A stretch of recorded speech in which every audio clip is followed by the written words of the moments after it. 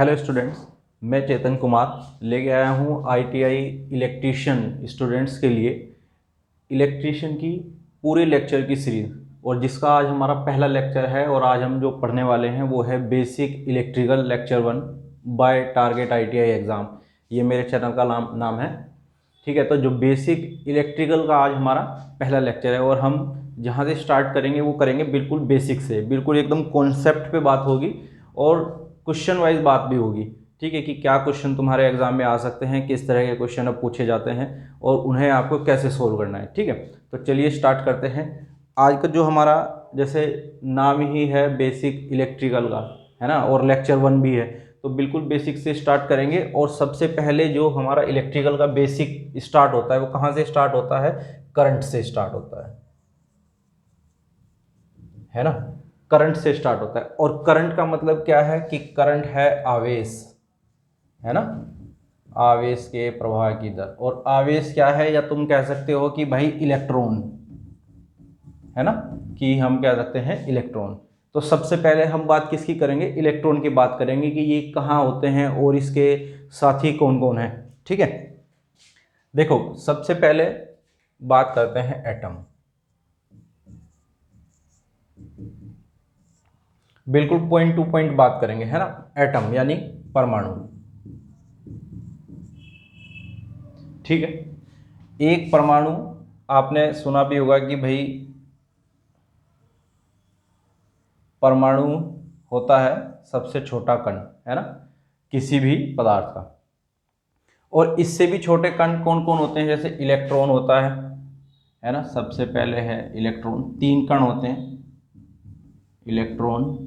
दूसरा है हमारा प्रोटॉन, और तीसरा है हमारा न्यूट्रॉन। ठीक है भाई, तो ये जो सबसे पहले देख लो कि भाई ये कहाँ पे मिलते हैं। जैसे प्रोटॉन और न्यूट्रॉन है, ये तो मिलते हैं यहाँ नाभिक में। ये क्या है? नाभिक। एक वैज्ञानिक हुए बोहर, है ना, उन्होंने दिया बोहर का परमाणु मॉडल। ठीक है, तो उन्होंने बताया कि भाई ये जो हमारे 3 कण हैं इलेक्ट्रॉन प्रोटॉन न्यूट्रॉन, उसमें से जो प्रोटॉन और न्यूट्रॉन है वो कहाँ मिलते हैं? परमाणु के नाभिक में मिलते हैं। यानी कि यहाँ पे आपको क्या मिलेगा? प्रोटॉन और न्यूट्रॉन मिलेगा। ठीक है, इसके बाद जो हमारे इलेक्ट्रॉन होते हैं वो कहाँ पे मिलते हैं? ये जो बाहर आप सर्किल देख रहे हैं इन्हें कहा जाता है कक्षा, है ना। ये क्या है? कक्षा, या फिर इसे हम बोल देते हैं ऑर्बिट भी बोलते हैं, और इसे हम क्या बोलते हैं? सेल भी बोलते हैं। ठीक है, तो क्वेश्चन इस तरह से आ जाते हैं कि भाई बताइए जो हमारे न्यूट्रॉन और प्रोटॉन हैं वो कहाँ पे पाए जाते हैं? तो वो कहाँ पाए जाते हैं? परमाणु के नाभिक में पाए जाते हैं, यानी कि एटम के नाभिक में पाए जाते हैं। ठीक, और क्वेश्चन इस तरह आ जाएगा जो हमारे इलेक्ट्रॉन है वो कहाँ पे पाए जाते हैं? वो इलेक्ट्रॉन आपके कहाँ पे पाए जाते हैं? कक्षा में पाए जाते हैं। और ये कक्षाएं कहाँ कहाँ होती हैं? देखो नाभिक के चारों ओर, है ना। और ये क्या होती हैं? कक्षाएं एक तरीके का ऊर्जा बैंड होती हैं, है ना। क्या होती हैं ये? ऊर्जा बैंड। वो भी आप धीरे धीरे आगे पढ़ोगे, अभी केवल इतना याद रखो कि ये जो हमारे प्रोटॉन और न्यूट्रॉन हैं ये कहाँ पे पाए जाते हैं? ये पाए जाते हैं हमारे नाभिक में। और ये जो हमारे इलेक्ट्रॉन है वो कहाँ पे पाए जाते हैं? हमारे जो नाभिक के चारों ओर जो कक्षाएं होती हैं, जो ऊर्जा बैंड होती हैं, उसमें ये पाए जाते हैं। ठीक है, इसके बाद क्वेश्चन ये आता है कि भाई जो हमारा इलेक्ट्रॉन है उसके ऊपर कितना आवेश होता है ना। आवेश समझते हो ना। देखो अभी हम यहाँ थे, अभी धीरे धीरे पीछे की ओर जाएंगे, है ना, तो फिर हम कहाँ मिलेंगे? करंट पे मिलेंगे जाके। ठीक, पेशेंस के साथ लेक्चर देखना है, और जहाँ भी क्वेश्चन कुछ भी समझ में ना आए आप कमेंट कर सकते हैं, और एक बार में समझ में ना आए वीडियो पॉज करके दोबारा देखना है। ठीक है, इसके नोट्स बनाने हैं प्रॉपर, ईमानदारी से जो है वीडियो को देखना है और ईमानदारी से ही मेहनत करनी है। ठीक, देखो जैसे इलेक्ट्रॉन है तो इलेक्ट्रॉन के ऊपर कितना आवेश होता है भाई? कौन सा आवेश होता है? सबसे पहले तो ये देख लो, निगेटिव आवेश होता है। कौन सा आवेश होता है? निगेटिव आवेश होता है। और प्रोटॉन के ऊपर कौन सा आवेश होता है? पॉजिटिव आवेश होता है। और न्यूट्रॉन के ऊपर कौन सा आवेश होता है? इसके ऊपर कोई आवेश नहीं होता, ये उदासीन होता है ना। ये क्या होता है? उदासीन होता है। अब ये देखो कि भाई इनके जो आवेश है उसकी वैल्यू क्या होती है। जैसे अगर मैं बात करूं इलेक्ट्रॉन की, है ना, तो इलेक्ट्रॉन के ऊपर कितना आवेश होता है 1.6 इंटू 10⁻⁻⁹ कूलाम। ठीक है। प्रोटॉन के ऊपर कितना होता है 1.6 इंटू 10⁻⁻⁹ कूलाम। अंतर क्या है? अंतर ये है कि ये तो होता है निगेटिव में और ये होता है हमारा पॉजिटिव में, है ना। और न्यूट्रॉन के ऊपर तो हमारा कुछ भी, कोई भी आवेश नहीं होता। इसके बाद एक चीज ये भी आ जाती है कि भाई जो ये हमारा इलेक्ट्रॉन है इसका मास कितना होता है, द्रव्यमान कितना होता है। तो इलेक्ट्रॉन का मास कितना होता है 9.1 इंटू 10⁻⁻31 kg। ठीक है, ये होता है इसका द्रव्यमान। अगर कोई इसे ग्राम में पूछ ले तो ग्राम में होता है 9.1 इंटू 10⁻⁻28 kg, सॉरी ग्राम, है ना, ये हो गया ग्राम। ठीक है, कुछ नहीं किया, केवल इसे 1000 से भाग कर दी और ये हमारा जो है, जो इलेक्ट्रॉन का हमारा मास था वो आ गया कितना 9.1 इंटू 10⁻⁻28 ग्राम। ठीक है। अब प्रोटॉन का और न्यूट्रॉन का कितना होता है भाई, देखो जरा।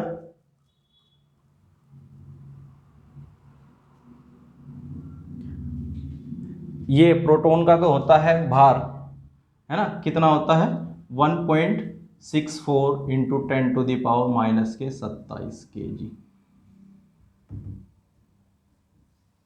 है ना। और इसका कितना होता है 1.67 इंटू 10⁻⁻27 kg। ये जो मैं तुम्हें ये लिखवा रहा हूँ ऐसे, है ना, ये डायरेक्ट भाई तुम्हारे एग्जाम में डायरेक्ट ऐसे ही आ जाएंगे कि इलेक्ट्रॉन का मास कितना होता है। अलग अलग आ सकता है कि भाई ग्राम में कितना होगा और किलोग्राम में कितना होगा, ग्राम में कितना होगा। तो इनकी डिजिट ऐसे ही याद रखनी है तुम्हें। ठीक है, कि भाई ग्राम में तो इतना होगा और किलोग्राम में इतना होगा और ग्राम में ये होगा। और प्रोटॉन का कितना होगा भार, वो ये लिखा हुआ है, वो आप ये एक स्क्रीनशॉट ले लो, इसे याद कर लेना और अपने जो है नोटबुक में इसके नोट्स बना लेना। ठीक है।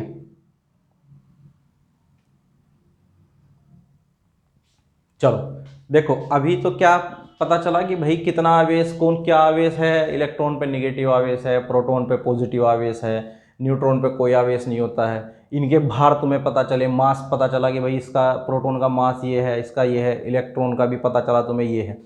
अब ये पता चलने के बाद कि भाई ये कहाँ हैं, इनकी वैल्यू कितनी है, अब हम थोड़ा पीछे हटेंगे कि भाई आवेश। अब ये जो बात हो रही है कि भाई पॉजिटिव आवेश, निगेटिव आवेश, ये आवेश है क्या, है ना। कि भाई बात हो रही है ना कि भाई इस पे इलेक्ट्रॉन पे निगेटिव आवेश है, प्रोटॉन पे पॉजिटिव आवेश है, तो ये आवेश है क्या, है ना। तो हम इसकी बात करेंगे। चलो देखो,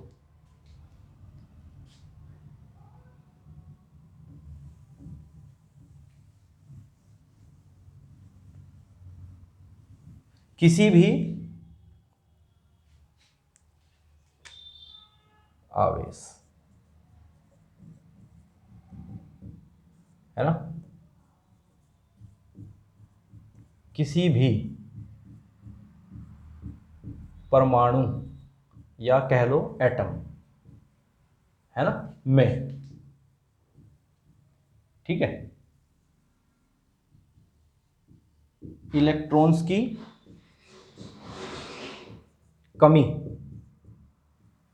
या अधिकता, है ना, क्या कहलाता है, आवेश कहलाती है।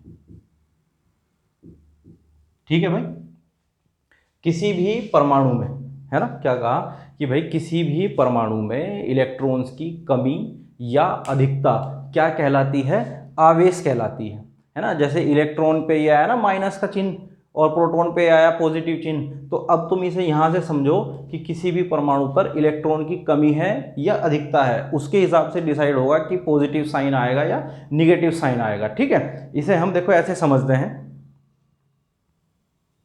जैसे किसी भी एटम पर अगर इलेक्ट्रॉन की कमी होगी, है ना, अगर क्या होगा, इलेक्ट्रॉन की कमी, तो कौन सा साइन आएगा, कौन सा आएगा भाई, निगेटिव है, निगेटिव आएगा। क्यों भाई, निगेटिव आएगा क्या? देखो यही अगर तुम ऐसे करोगे कि भाई इलेक्ट्रॉन की कमी तो मैं लगा दूं निगेटिव साइन, तो ये क्या हो जाएगा, गलत हो जाएगा, जबकि वहां कौन सा आएगा, पॉजिटिव साइन आएगा। क्यों आएगा अभी देखो बात करेंगे। अगर इलेक्ट्रॉन की कमी हो रही है तो पॉजिटिव साइन, और अगर इलेक्ट्रॉन की अधिकता हो रही है, क्या हो रही है, अधिकता, तो क्या होगा, वो माइनस आएगा, है ना। इसे तुम ऐसे समझ सकते हो कि भाई अगर इलेक्ट्रॉन की कमी हो रही है, मान लो तुमने क्या किया कि तुम घर बना रहे हो, है ना, और तुम्हें ईंट की कमी हो गई, तो तुम क्या करोगे, बाहर से लोगे ना, यानी कि कमी मतलब हम बाहर से ऐड कर सकते हैं, है ना, क्या कर सकते हैं, बाहर से ऐड कर सकते हैं। और अगर अधिकता हो गई, मान लो घर बना रहे हो और तुम्हारे पास 2000 3000 ईंट बच गई, तो हम क्या करेंगे, उसे किसी और को देने की कोशिश करेंगे या बेचने की कोशिश करेंगे कि भाई इन्हें कहाँ रखनी है इतनी को, है ना, इन्हें बाहर दे दो, किसी का और मकान बन रहा होगा तो उन्हें दे दो, या फिर उन्हें वापस बेच दो, यानी कि तुम उन्हें निकालने की कोशिश करोगे। तो इसे ऐसे ही याद रखना है, जहां इलेक्ट्रॉन की कमी होगी तो वहां पॉजिटिव साइन, और जहां इलेक्ट्रॉन की अधिकता होगी वहां निगेटिव साइन आएगा, ये ध्यान रखना। यानी कि ये आवेश कहलाएगा कि जहां इलेक्ट्रॉन की कमी हो रही है वहां कौन सा आएगा, पॉजिटिव आवेश है भाई वहां पे, और जहां इलेक्ट्रॉन की अधिकता है तो वहां क्या है, वहां निगेटिव आवेश है। ठीक है, ये ध्यान रखो और इसका एक स्क्रीनशॉट ले लो भाई।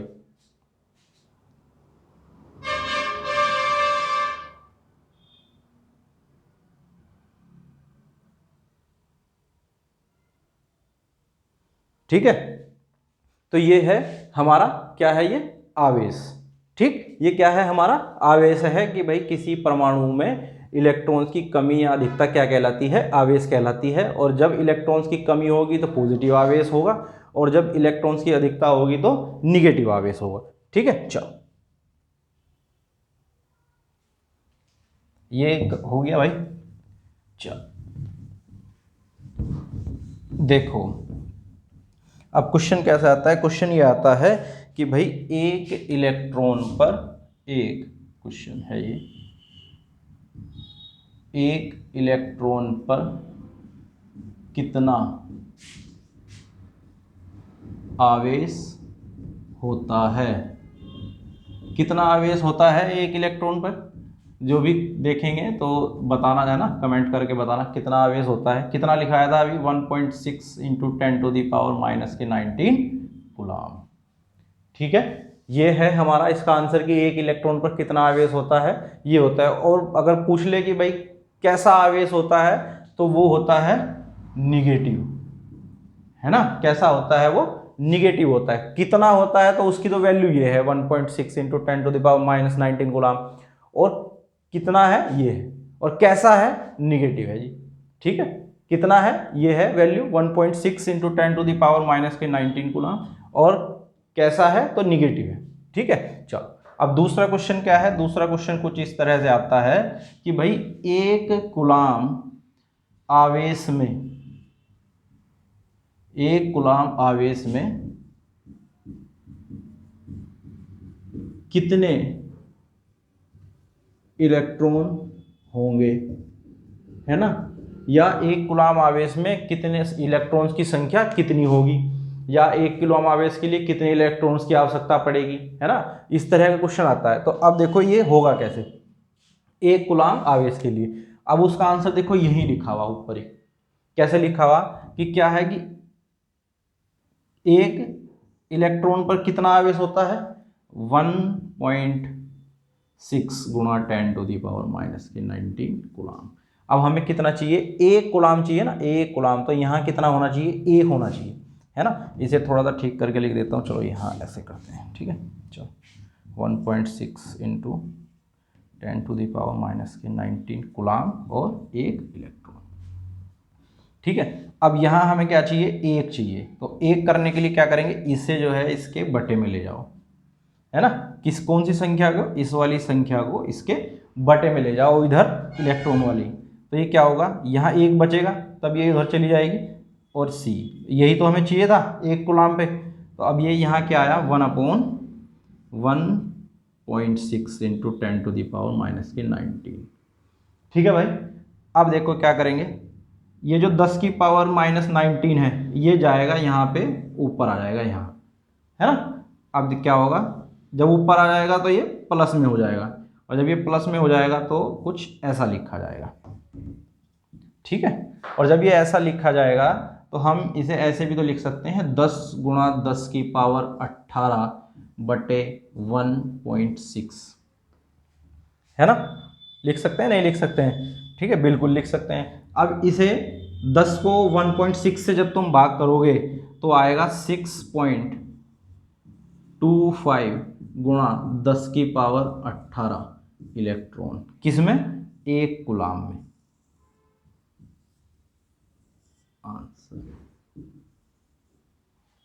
ठीक है। ये इंपॉर्टेंट है कि भाई 1 कूलाम आवेश में कितने इलेक्ट्रॉन होते हैं, ठीक है। हमें कुछ नहीं करना, हमें ये पता होना चाहिए केवल कि एक इलेक्ट्रॉन पर कितना आवेश होता है, और वो हमने यहाँ लिखा है ये ऊपर, है ना, कितना होता है 1.6 इंटू 10⁻⁻⁻19 कूलाम, ये आ गया। अब क्या करना है, इसे इसके बटे में ले जाओ, जैसे मैंने यहाँ पे ले गया ना, मैं 1.6 को ये 10 की पावर 19 इसके बटे में ले गया, ये आ गया जी, ठीक है। यहाँ क्या आ गया, 1 कूलाम। यही हमें निकालना था कि 1 कूलाम में इलेक्ट्रॉन की संख्या कितनी है। बस अब कुछ नहीं करना, 10 की पावर -19 चली जाएगी ऊपर, और जैसे ही ये ऊपर जाएगी ये कहे में हो जाएगी, पावर प्लस में हो जाएगी। अब जब ये पावर हुई प्लस में, ठीक है, तो 1.6 रह गया केवल नीचे, और इसे हमने कैसे लिख दिया, 10 गुणा 10 की पावर 18, और 1.6 से किया 10 को भाग, तो ये क्या आया, 6.25 गुणा 10 की पावर 18 इलेक्ट्रॉन। यानी कि 1 कूलाम आवेश में कितने इलेक्ट्रॉन होंगे, 6.25 इंटू 10⁻18 इलेक्ट्रॉन, किसमें होंगे, 1 कूलाम आवेश में, ठीक है भाई। तो ये देख लो एक बार, इसे समझ लो, अपनी नोटबुक में लिख लो, ये क्या है, इंपॉर्टेंट है, तुम्हारे क्वेश्चन जो पेपर होंगे उसमें ये क्वेश्चन आ सकता है, ठीक है। चलो देख लो इसका एक बार स्क्रीनशॉट ले लो। अभी जो हम करेंगे, देखो कहाँ तक आ गए हम आ गए, है ना, हमने इलेक्ट्रॉन भी पढ़ लिया कि भाई इलेक्ट्रॉन क्या है ना, सूक्ष्म कण होता है, कहाँ पाया जाता है ये भी हमें पता चल गया कि भाई ये ऑर्बिट में पाया जाता है, कितना आवेश होता है ये भी पता चल गया, कितना मास होता है इसका ये भी पता चल गया, द्रव्यमान कितना होता है। इसके 2 भाई और हैं, न्यूट्रॉन और प्रोटॉन, उनका भी हमने पता कर लिया कि भाई क्या क्या उनके ऊपर आवेश कितना है उनके ऊपर, और उनका भी भार कितना है, ठीक है। अब फिर हम जब ये हम आवेश की बात हुई तो हमने आवेश भी पढ़ लिया कि भाई आवेश क्या होता है, हमने ये भी देख लिया कि 1 कूलाम आवेश में कितने इलेक्ट्रॉन होते हैं, ये आ गया। अब तीसरे नंबर पे क्या आया, ये आई करंट, है ना। तो अब हम पढ़ेंगे करंट क्या होती है।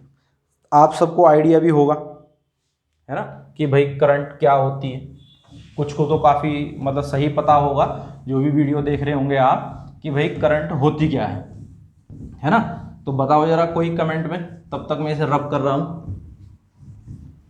कि करंट क्या होती है ना।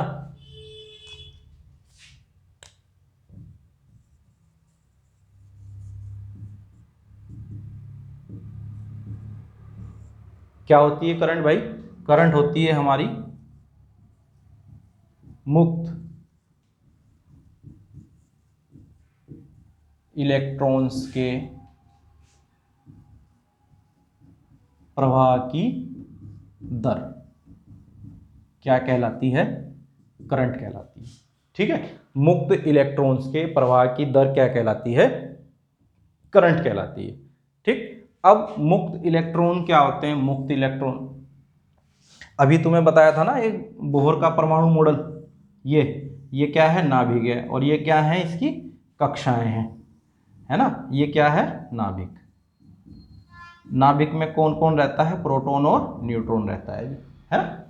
और ये क्या है, ये हैं कक्षाएं, इनमें कौन रहता है, इसमें रहता है इलेक्ट्रॉन, कौन रहते हैं इसमें, कक्षाओं में इलेक्ट्रॉन रहते हैं, ये है ये इलेक्ट्रॉन, ठीक है। कक्षा, ये कक्षा है, और कक्षा में कौन रहता है, इलेक्ट्रॉन रहते हैं, ठीक है।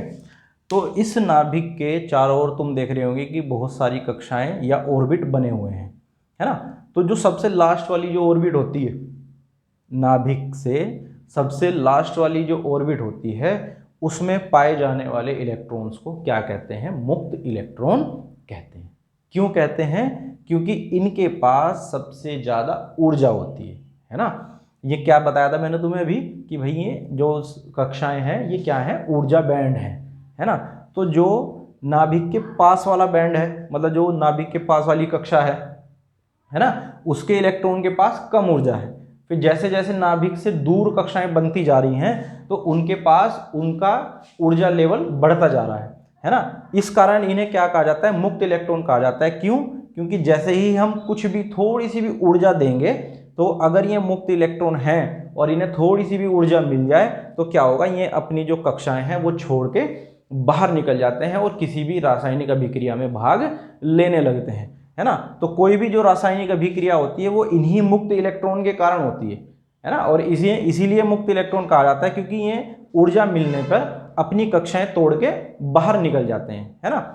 अब ये तोड़ते क्यों हैं? क्योंकि ये जो नाभिक है ये इन इलेक्ट्रॉन्स के ऊपर एक फोर्स लगा के रखता है, अपनी ओर इन्हें खींच के रखता है। तो जैसे जैसे ये ऑर्बिट बढ़ते जाते हैं तो ये फोर्स जो है नाभिक के द्वारा लगने वाला फोर्स है वो कम होता चला जाता है।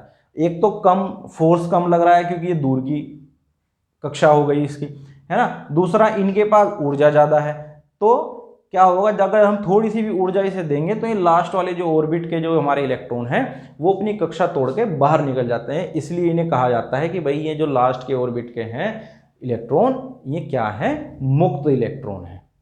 ठीक है भाई। और करंट जो है इन्हीं मुक्त इलेक्ट्रॉन के कारण प्रवाहित होती है, ना कि दूसरे वाले इलेक्ट्रॉन्स के कारण।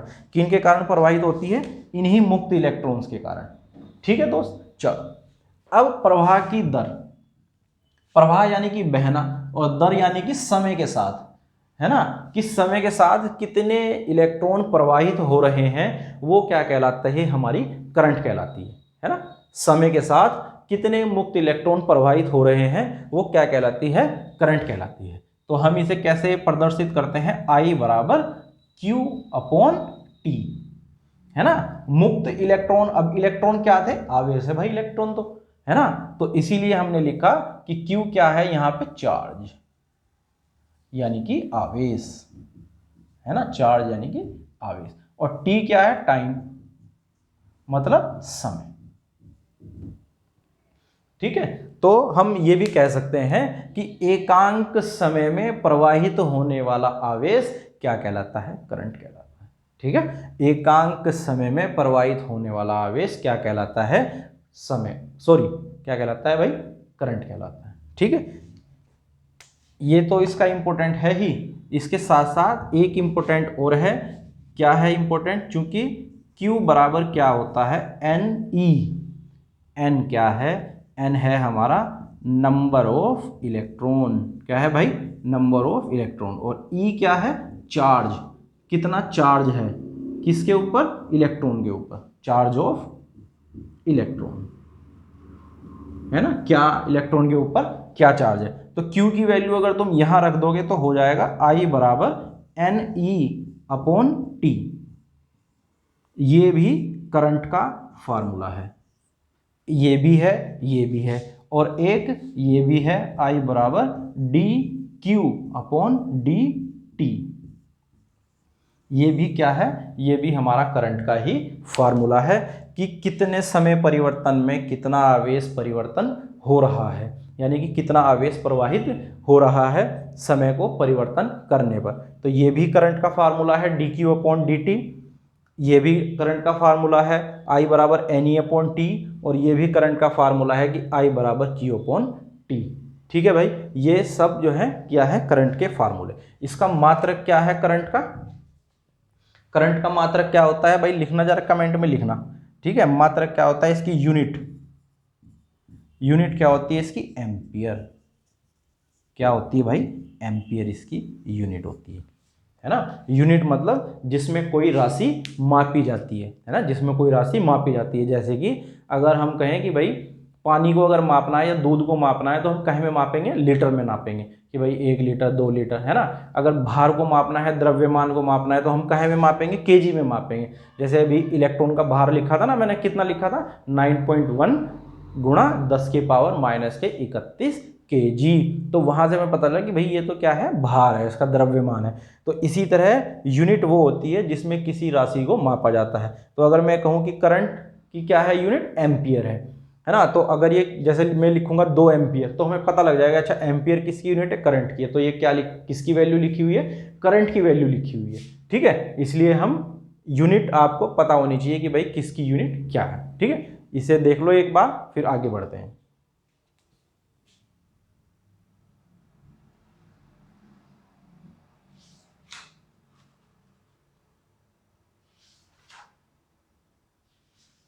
कितने प्रकार की करंट होती है, अब ये है एक क्वेश्चन कि भाई कितने प्रकार की हमारी करंट होती है ना, कितने प्रकार की करंट होती है।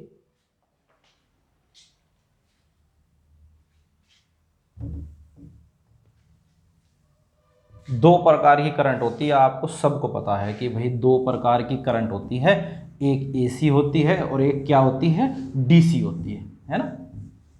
एसी और डीसी दो करंट होती है। अच्छा, उससे पहले एक क्वेश्चन करो जरा, ये बताओ कि जो हमारी करंट होती है वो अदिश राशि है या सदिश राशि है। करंट अदिश राशि है या सदिश राशि है। ये भी क्वेश्चन इंपॉर्टेंट है भाई, तुम्हारे पेपर में आ जाता है कि करंट या वोल्टेज हमारी कौन सी राशि है, अदिश राशि है या सदिश राशि है ना। तो तुम्हें ये भी पता होना चाहिए कि अदिश राशि किसे बोलते हैं और सदिश राशि किसे बोलते हैं।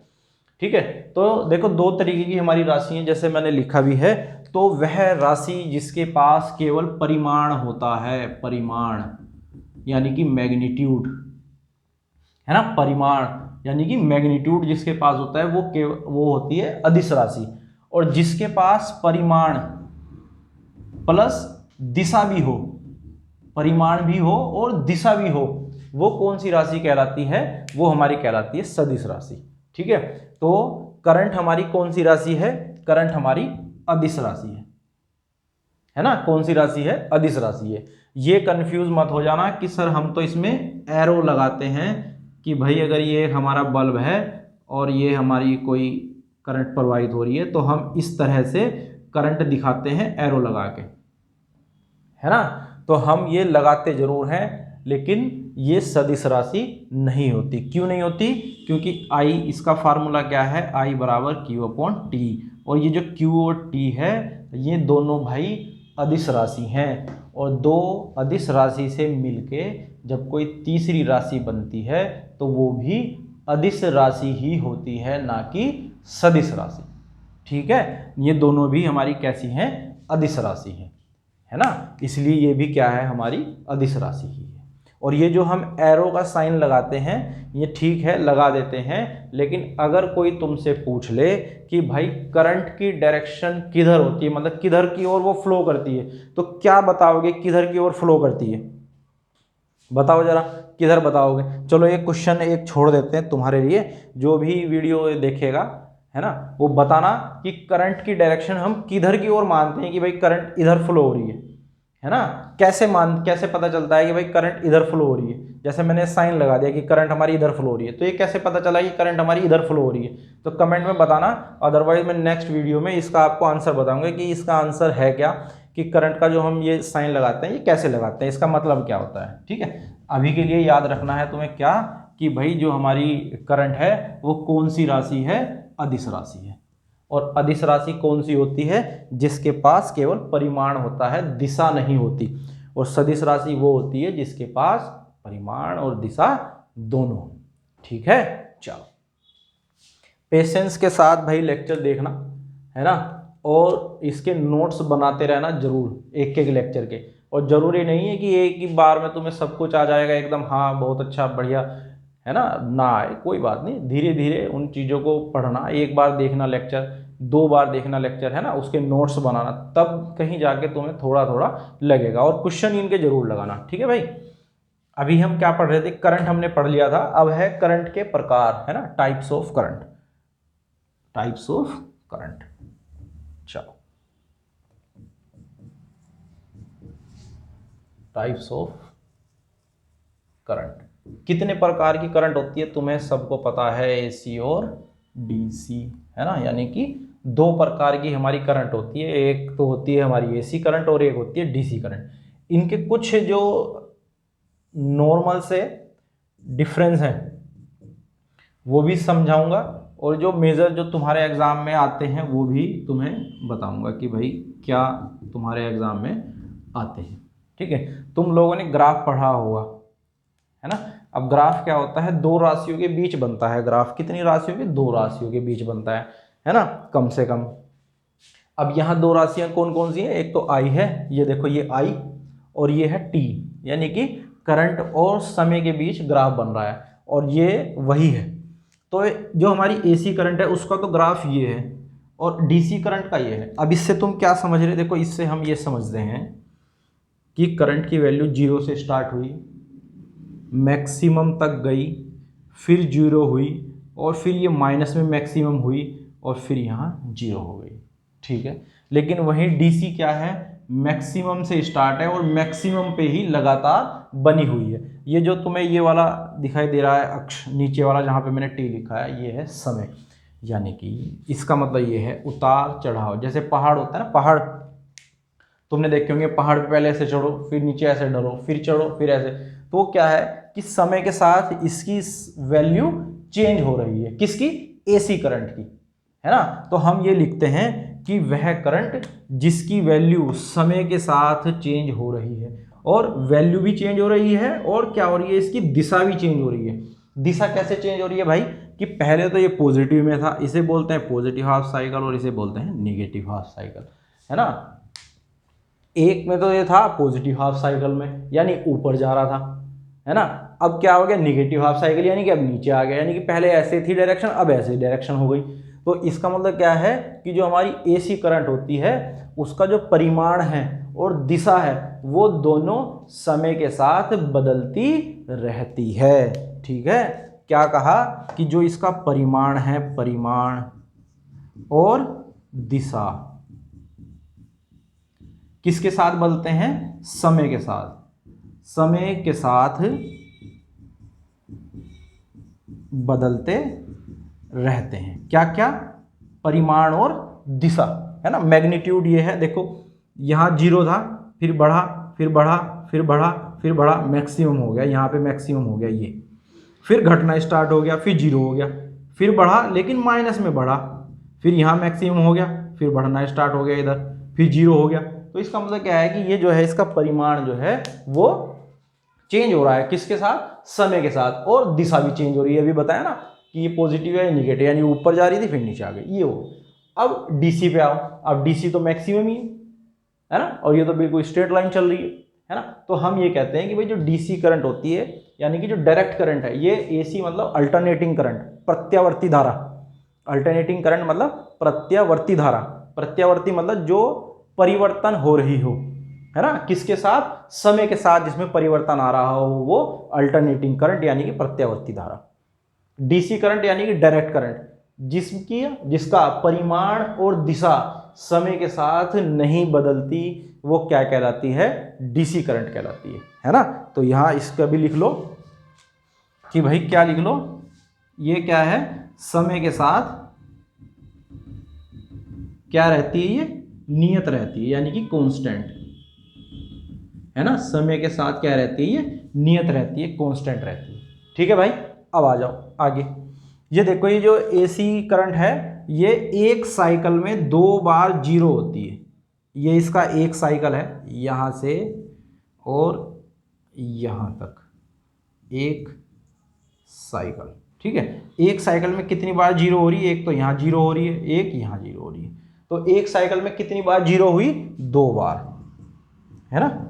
यहाँ लिखो, एक साइकिल में 2 बार 0 वैल्यू प्राप्त करती है, 2 बार 0 वैल्यू प्राप्त करती है। ठीक है, इसमें भी है ऐसा, ये तो कुछ है ही नहीं, ये तो कांस्टेंट है। तो इसमें हम लिखेंगे कि भाई इसकी वैल्यू 0 नहीं होती। ठीक है, वैल्यू 0 नहीं होती, नहीं होती। ठीक है भाई, नहीं, 0, इसकी वैल्यू 0 नहीं होती है। ठीक है, तीसरा क्वेश्चन देखो, क्वेश्चन कह रहा हूं, अंतर। तीसरा अंतर यह है कि आप सबको पता है कि हमारे यहाँ भारत में कितनी एसी करंट की फ्रीक्वेंसी कितनी है 50 हर्ट्ज, है ना। क्या है ये? फ्रीक्वेंसी। फ्रीक्वेंसी कितनी है? 50 हर्ट्ज है। और इसकी फ्रीक्वेंसी कितनी होती है भाई डीसी करंट की? 0। ये भी पूछ लेता है कभी कभी कि भाई डीसी करंट की आवृत्ति कितनी होती है ना।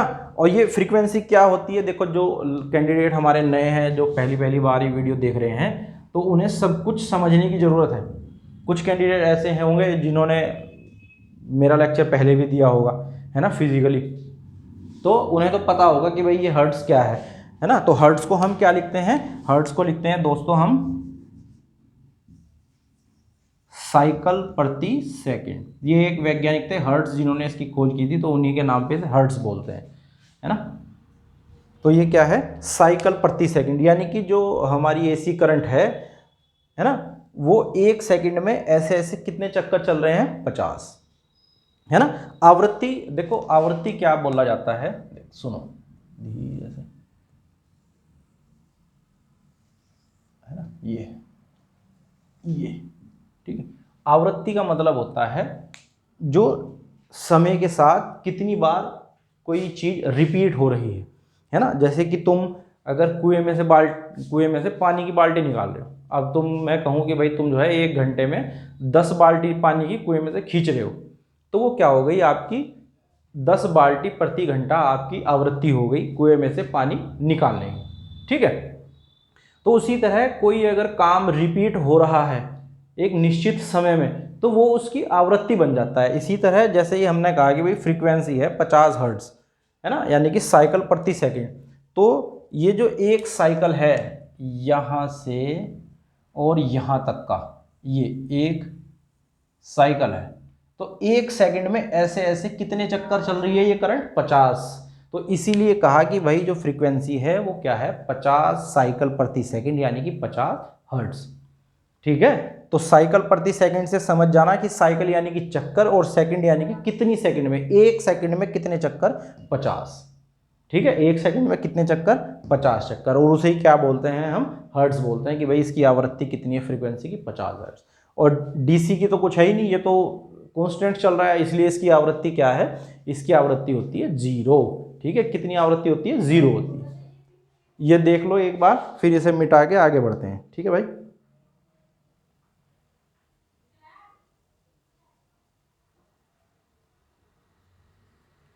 चलो,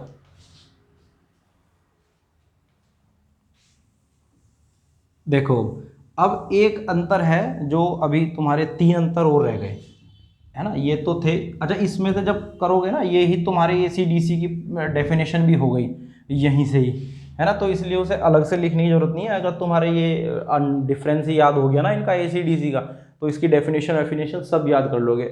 मात्रक जो है इनका यूनिट दोनों की एक ही होती है, एसी और डीसी की एम्पियर ही होती है ना। इसका क्या है कि भाई ये तो समय के साथ इसकी परिमाण और दिशा दोनों चेंज हो रहे हैं, इसका कांस्टेंट है, ठीक है। इसमें फ्रीक्वेंसी 50 हर्ट्ज होती है, इसमें फ्रीक्वेंसी 0 होती है, ठीक है। ये एक साइकिल में 2 बार शून्य होती है, ये एक साइकिल में मतलब इसकी वैल्यू 0 कभी नहीं होती, ये कितनी क्या रहती है? मैक्सिमम रहती है, ठीक है। इतना समझ में आया भाई? चलो अब देखो नेक्स्ट क्या है, फोर्थ। जो हमारा एसी करंट होती है इसे हम स्टोर नहीं कर सकते। स्टोर करने की जरूरत कहाँ पड़ती है करंट? जैसे कोई हमें बैटरी बैकअप चाहिए, है ना। बैटरी बैकअप यानी कि तुम्हारे मोबाइल की बैटरी, तुम्हारे घर में इन्वर्टर होगा उसका बैटरा होगा, है ना। तो वो क्या है? बैकअप एनर्जी सोर्स है हमारे लिए, है ना, करंट सोर्स है, बैकअप करंट सोर्स।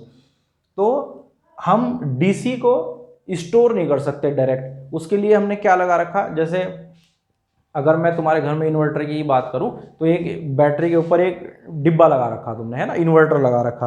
अब वो इन्वर्टर क्या करता है? करंट को पहले, जो एसी करंट तुम्हारे घर में आ रही है उसे डीसी में चेंज करता है ना। वो कौन सा सर्किट होता है? रेक्टिफायर सर्किट होता है। फिर जब तुम्हें लाइट भाग जाती है और फिर तुम्हें करंट की आवश्यकता होती है, तो क्या होता है? वो इन्वर्टर सर्किट होता है जो डीसी को एसी में चेंज करके तुम्हारे सर्किट में, जो तुम्हारा घर का जो सर्किट है उसमें भेजता है। तो ऐसा क्यों है कि हम एसी करंट को हम स्टोर नहीं कर सकते और डीसी करंट को हम स्टोर कर लेते हैं, है ना। जो बैटरी में जो करंट स्टोर होती है वो कौन सी होती है? वो डीसी होती है, ना कि एसी। तो ऐसा क्यों है कि भाई हम एसी करंट को स्टोर नहीं कर सकते? सोचो जरा 1 मिनट के लिए।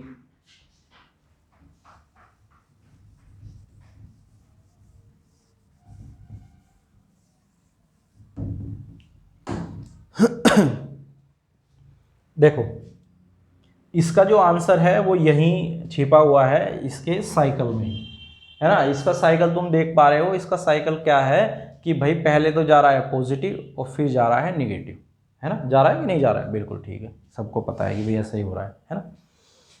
अभी हम एक चीज़ निकालेंगे, एक चीज़ तुम्हें पता होना चाहिए, क्या कि जो हमारा एसी करंट है उसकी जो एवरेज वैल्यू है, एवरेज औसत मान एसी करंट का, एसी करंट का औसत मान, औसत मान कितना होता है, 0,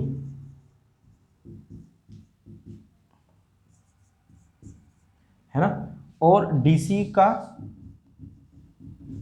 औसत मान कितना होता है, औसत मान होता है क्या, मैक्सिमम, मैक्सिमम होता है।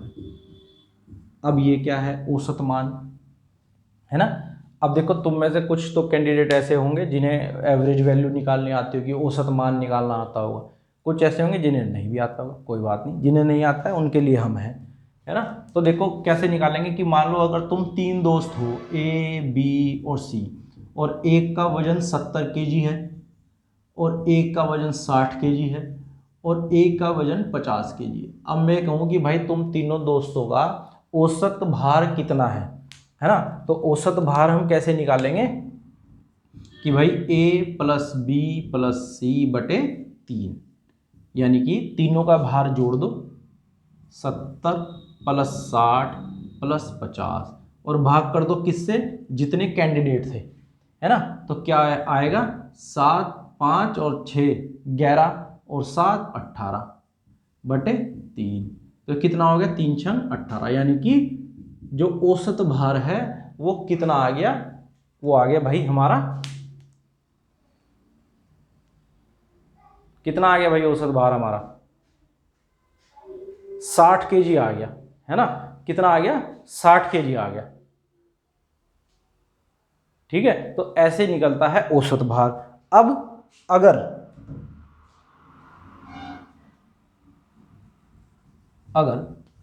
मैं ये कहूं, क्या कहूं, कुछ भी कह दो, है ना, कुछ नहीं कहना भाई।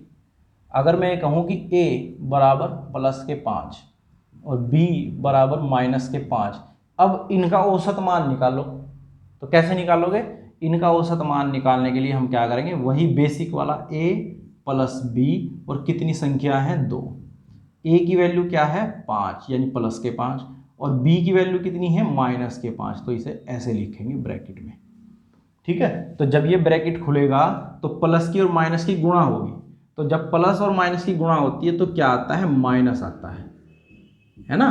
तुमने पढ़ा होगा प्लस और प्लस, प्लस प्लस माइनस अगर गुणा में है तो माइनस, और माइनस प्लस अगर गुणा में है तो भी माइनस। देखो यहाँ देख लो, प्लस गुणा प्लस तो प्लस, प्लस गुणा माइनस तो माइनस, माइनस गुणा प्लस तो माइनस, और माइनस गुणा माइनस तो प्लस। ये बेसिक मैथ है ना। तो ये यहाँ से आया कि जब हमने प्लस और माइनस की गुणा करी, क्योंकि जब ये ब्रैकेट खुलेगा तो इन दोनों साइन की गुणा होगी, है ना, तो क्या आएगा, माइनस आएगा। तो जैसे ये माइनस आया तो ये इससे कट जाएगा और यहाँ क्या आ जाएगा, 0/2। तो यानी कि औसत वैल्यू कितनी आ गई, 0 आ गई। औसत क्या आ गया, 0 आ गया, ठीक है। तो अब जरा एक बार यहाँ भी नजर डाल लो, यहां नजर डालोगे तो क्या है कि ये पॉजिटिव वैल्यू है, ये निगेटिव वैल्यू है। अब अगर इसकी कुछ भी वैल्यू मान लो, तुम मान लो कि 10 है, कि भाई करंट की जो मैक्सिमम वैल्यू है वो 10 एम्पियर है ना। तो यहाँ माइनस में भी 10 ही एम्पियर जा रहा होगा, माइनस के 10 एम्पियर, है ना। अब इसकी औसत वैल्यू निकाल लो जरा। अब इसकी औसत वैल्यू कैसे निकालोगे, 10 प्लस माइनस के 10/2, है ना। 10 अभी सिखाया था ना प्लस माइनस, तो क्या आ जाएगा, -/2। तो ये इससे कट गया, कितना आ गया, 0/2 यानी कि 0, है ना। तो AC का जो औसत मान होता है, जो एवरेज वैल्यू होती है, वो कैसी होती है, 0 होती है। और यही कारण है दोस्तों कि हम इसे स्टोर नहीं कर सकते, ठीक है। क्यों नहीं कर सकते स्टोर, क्योंकि AC का जो औसत मान होता है वो कितना होता है, 0 होता है। और अगर तुम वहीं डीसी का औसत मान निकालोगे कि भाई दो वैल्यू पे, मान लो एक यहाँ और एक यहाँ निकाल लो, अब ये तो कांस्टेंट चल रही है ना, इसका 10 एम्पियर था, यहाँ भी 10 एम्पियर था, इसका औसत मान निकालोगे तुम तो क्या आएगा कि 10 + 10/2। अब तुम कहोगे सर यहाँ क्यों नहीं लिया माइनस, अरे भाई ये तो प्लस में चल रही है, माइनस थोड़ा ही है, तो इसलिए 10 + 10 और दो समय पे ले रहे हैं कि भाई T1 और T2 पे यहाँ पे ले रहे हैं, तो कितना आ गया 2 आ गया, तो अब ये कितना आया 20/2, तो कितना आ जाएगा 10 आ जाएगा, यानी कि जो मैक्सिमम वैल्यू है वही आ जाएगी, चाहे इसे 4 बार कर लो चाहे इसे 10 बार कर लो। अगर 10 बार करोगे तो कितना आ जाएगा 10 + 10 + 10 करके आ जाएगा 100, और बटे करोगे 10 से तो कितना आ जाएगा 10 ही आ जाएगा। ठीक है भाई, तो इसका जो औसत मान होता है वो हमेशा क्या रहता है, मैक्सिमम वैल्यू रहता है, इसलिए हम डीसी को तो स्टोर कर लेते हैं, एसी को स्टोर नहीं कर सकते। ठीक है भाई, ये ध्यान रखना, इसे समझ लो, इसे देख लो एक बार, और ये भी देख लो कि भाई कैसे हम औसत मान निकालते हैं, है ना। अगर आपको 10 वैल्यू का औसत मान कहा तो उन्हें सबको जोड़ के और उतनी ही डिजिट से भाग दे दो जितनी वो संख्याएं हैं, 5 है तो 5 से दे दो, 10 है तो 10 से दे दो, सिंपल। ठीक है, चलो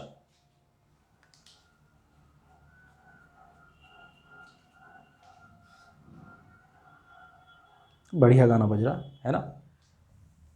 थोड़ा सा डिस्टरबेंस है क्योंकि जगह ऐसी जगह है, थोड़ा सा रोड के पास है ना, तो कोई बात नहीं, तुम्हारा एंटरटेनमेंट होता रहेगा सबका ऐसे ही, है कि नहीं, बोर नहीं होगे तुम।